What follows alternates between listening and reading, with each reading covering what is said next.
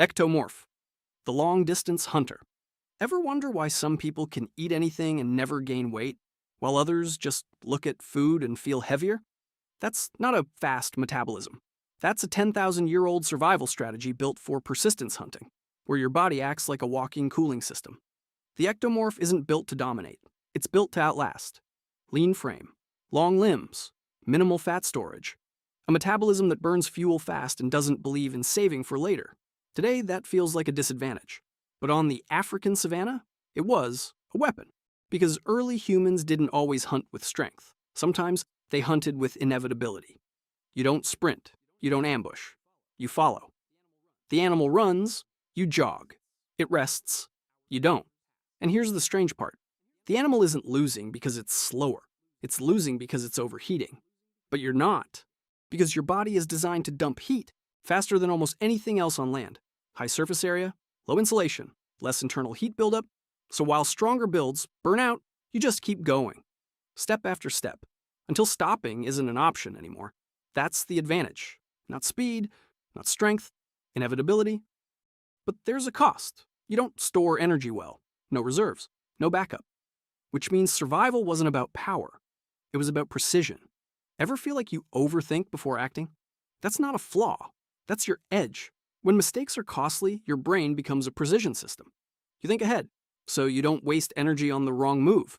And today, that shows up as endurance. The ability to stay focused, consistent, and keep going when others burn out. You're not the fastest starter, but you're often the one who finishes. But if the ectomorph wins by never stopping, what happens when a body is designed to end the fight in exactly 4 seconds? To be the one who doesn't follow, but attacks. Mesomorph, the apex predator. Some bodies are built to survive. Others are built to finish the problem immediately.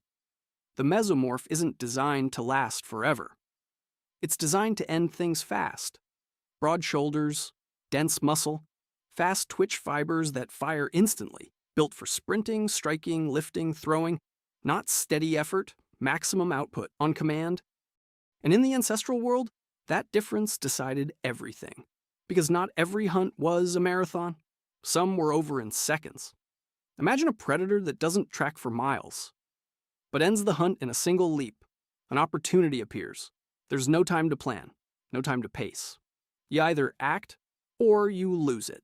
And here's the part most people don't realize. Your body isn't just stronger, it's built for a completely different type of effort. Mesomorphs carry more fast-twitch muscle fibers, designed for explosive force, not endurance. So while ectomorphs win through inevitability, mesomorphs win through impact. You don't follow the target. You close the gap. Fast, decisive, final. That's why this build dominates roles that demand immediate action. Hunting dangerous animals, combat, heavy lifting, because when hesitation costs everything, you're the one who moves first. But there's a trade-off. Power burns hot. Fast-twitch dominance drains energy quickly, generates more heat, and demands recovery. You can't go forever. You're not built to. You're built for moments that matter. But that explosive power requires a specific kind of mind to pilot it. You feel it as one thing, urgency, the instinct to act now, not later. Because in your world, hesitation isn't caution, it's loss. And today, that shows up everywhere. Leadership, athletics, entrepreneurship, high-pressure environments where speed beats perfection. You're not built to wait. You're built to move first. But here's where things start to blend. If one body type is pure explosion, and another is pure survival, what happens when evolution combines both? When you don't just hit hard, but you can also endure when the fight doesn't end quickly? Endomorph, the famine survivor. In a world with unlimited food, this body looks like a problem. In a world where food disappears for weeks, it becomes the reason entire bloodlines survive. The endomorph isn't built for abundance, it's built for uncertainty. Stocky frame, higher body fat. A metabolism that stores energy efficiently and spends it carefully. Not flashy, but brutally effective. Because for most of human history, food wasn't consistent.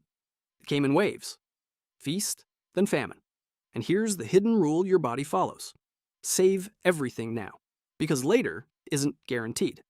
Endomorph physiology is built around metabolic efficiency, extracting maximum energy from food and storing the excess with precision. And that changes everything. Because when resources disappear, your body doesn't panic. It switches modes. Stored fat becomes fuel. Energy is rationed. Survival stretches longer than it should. And here's where it gets even more interesting. There are real genetic variants, or like those found in Pacific Island populations, that increase fat storage today. But thousands of years ago, they allowed people to survive weeks at sea with almost no food. Imagine that. Open ocean, limited supplies, no backup plan. Other bodies burn through energy and fail. Yours says, we planned for this. That's the advantage. Not speed, not power. Survival when everything else collapses. And that same logic doesn't just shape your body. It shapes your behavior. You feel it as one thing. Stability. The drive to keep things steady, secure, and connected. Because in scarcity, chaos kills. But stability? That keeps people alive. You're not wired to dominate the group. You're wired to hold it together. And in today's world, that becomes a different kind of power. The ability to create calm, cohesion, and trust when things feel uncertain. Well, the Mesomorph leads by charging forward. The Endomorph leads by making sure no one breaks. But here's where things evolve again. What if you didn't have to choose between strength and survival? What if one body could do both? Messo-Endomorph, the all-season warrior. If you've ever felt like you're strong, but can't get fully lean, or sturdy, but not explosively fast, you're not stuck in the middle. You're a specialist in a category most people forget. The Meso-Endomorph isn't confused. It's prepared. Muscle layered with fat. Solid frame. Strength you can use, with energy stored for later. Not extreme, but extremely reliable. Because evolution doesn't just reward dominance, it rewards survivability across seasons. Think about the problem early humans faced. Summer, high activity. Hunting, building, moving. Winter, scarcity. Cold. Survival mode. Most body types handle one well. Few handle both. But this one, it adapts. You can work hard when resources are high, and still function when they disappear. That's the edge. Strength when needed. Reserves when required. Consistency across chaos. And here's the hidden mechanism. You're combining two systems that rarely coexist. Mesomorph muscle building capacity with endomorph metabolic efficiency. So you don't just generate power, you sustain it. While pure mesomorphs burn out, and pure endomorphs may lack explosive force, you hold the middle, stable, durable, hard to break. And that balance shapes your psychology. You feel it as one thing. Reliability. The ability to keep showing up, no matter the conditions. Because when environments fluctuate, the most valuable person isn't the strongest. It's the one who doesn't fail when things get hard. You don't spike, you don't collapse, you hold the line. And in today's world, that becomes incredibly practical. You're the person who can work a 12-hour shift and still handle a crisis at home. Not flashy, but indispensable. You're not built for extremes. You're built for whatever comes next. But here's where evolution refines things even further. What if you kept the endurance, added functional strength, but removed everything unnecessary? What if the body became lighter, sharper, more efficient in every movement? Ectomorph, the versatile hunter. You ever meet someone who's lean but still strong? Not bulky, not fragile, just capable at almost everything. That's not average. That's one of the most dangerously versatile builds evolution ever produced. The ectomesomorph isn't specialized. It's a multi-tool. Lean frame, natural muscle, stays relatively toned without carrying excess weight. You're not built for extremes. You're built for range. And in the ancestral world, that was a massive advantage. Because not every situation demanded the same skill. Some days required endurance. Others required strength. And occasionally, you needed both in the same moment. Imagine covering miles under heat. Tracking, scanning, conserving energy. Then, suddenly, you need to sprint, strike, control, finish. That transition? That's where most bodies fail. But this one doesn't. Because here's the hidden mechanism. You're combining heat-efficient endurance with functional muscle capacity. You can move long distances without overheating and still generate force when it counts. So while ectomorphs dominate long chases and mesomorphs dominate short bursts, you operate in the space between, adaptable, responsive. Hard to predict?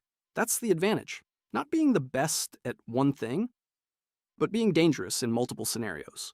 And that versatility shapes your psychology. You feel it as one thing: adaptability, the ability to switch modes depending on what the moment demands. Because survival wasn't about sticking to one strategy, it was about choosing the right one. You read the situation, then adjust. And in today's world, that becomes a serious edge. You can focus deeply, then act instantly when needed. You're not locked into one mode. You have options, and options win. But here's where evolution takes a completely different path. What if, instead of doing more, your body was designed to need less? Less food, less oxygen, less energy to function at all? Small frame, the efficiency machine. Bigger isn't always better. Sometimes the body that survives is the one that needs the least. The petite frame isn't built for dominance, it's built for efficiency. Shorter stature, lighter build, smaller bones and muscles. At first glance, it looks like a limitation, until resources get tight, because every body has a cost, and yours is incredibly low.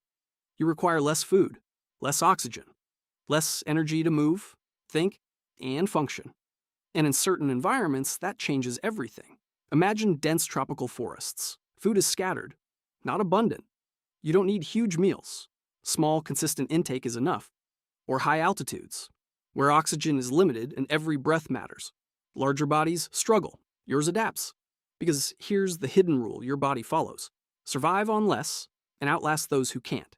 This is resource efficiency, maximum output from minimal input. And across history, this shows up in the same places: islands, high altitudes, dense forests, environments where waste gets punished. In those conditions, needing less isn't a weakness. It's a superpower. While larger bodies consume more and struggle, yours keeps going. Quietly, consistently, efficiently. That's the advantage. Not power, not speed, sustainability. And that efficiency shapes your psychology. You feel it as one thing: precision, the instinct to use just enough, never more than necessary. Because survival wasn't about overpowering problems. It was about solving them with minimal cost. You don't force situations. You position yourself. And in today's world, that becomes a serious edge. Technical work, precision-based roles, high-skill environments where control beats brute force. You're not built to waste energy, you're built to use it perfectly. But here's where evolution flips the script one last time. What if, instead of minimizing energy, your entire body was designed to hold on to it? To survive environments so cold, so brutal, that efficiency alone wasn't enough? What if survival required something bigger, stronger, harder to break? Large frame, the Ice Age giant. In some environments, being bigger isn't a disadvantage. It's the only reason you survive. The large frame isn't built for efficiency. It's built for dominance over harsh environments. Tall stature, broad bones, long limbs, the capacity to carry serious mass. Muscle, strength, presence. And in today's world, that stands out. But in the Ice Age, it was necessary. Because cold doesn't negotiate. It kills. And here's the hidden rule your body follows: hold heat, or don't make it through the night. Larger bodies have a lower surface area to volume ratio. Less heat escapes, more stays trapped inside. So while smaller bodies lose heat quickly, yours conserves it. Naturally. Constantly. That's not comfort. That's survival physics. You burn less energy staying warm. You tolerate cold longer. You stay functional when others shut down. And that's only half the story. Because your frame doesn't just retain heat. It supports power. More bone, more muscle, more leverage. You carry heavier loads, generate more force, handle tasks smaller bodies can't. Hunting massive animals, building shelters, crossing brutal terrain under weight. That's the advantage, not efficiency, not speed, presence, and power. But there's a cost. You require more fuel, more calories, more recovery. In scarcity, that becomes a problem. In heat, it becomes dangerous. You hold too much heat. Overheating replaces freezing. So your survival wasn't about flexibility. It was about owning your environment. And that physical presence shapes your psychology. You feel it as one thing: presence, a natural sense of taking up space, without needing to prove it. Because historically, size didn't just signal strength, it signaled capability. And people responded to that. They still do. In modern life, that translates instantly. leadership, power sports, roles where physical presence creates immediate authority. You walk into a room, and the room adjusts. Not because you demand it, because your body says it for you. But here's the bigger picture. Every body we've talked about, from endurance to power to efficiency to survival, is solving a different problem. So the real question isn't which one is best. It's this: what problem was your body designed to solve? Comment below. And if you want more, watch the next video on screen.